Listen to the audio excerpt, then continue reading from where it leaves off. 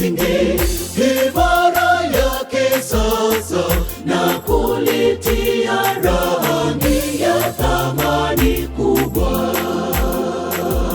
Nimejenga kanisa la Bwana Mungu na kuweka bidhaa za dhahabu zenye bei kali, na kuweka misingi imara yake sasa, na kulitia rangi ya thamani kubwa.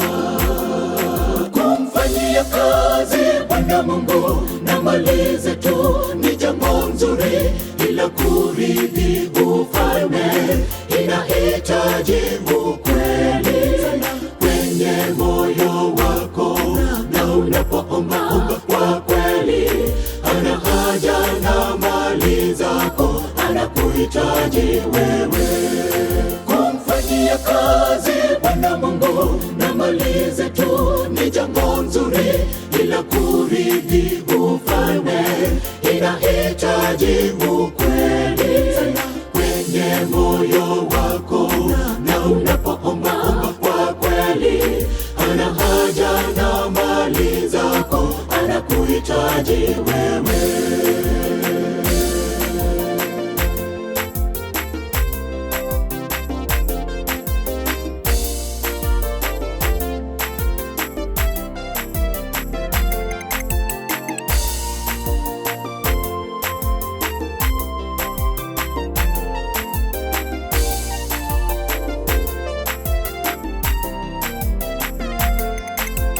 Kung'ang'ania vyeo kanisani na kuwepo na wafuasi wengi, haikuhakiki kwamba utaingia juu mbinguni.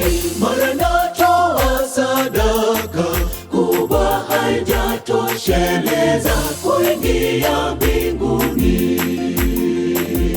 Kung'ang'ania vyeo kanisani na kuwepo na wafuasi wengi, haikuhakiki kwamba utaingia juu mbinguni.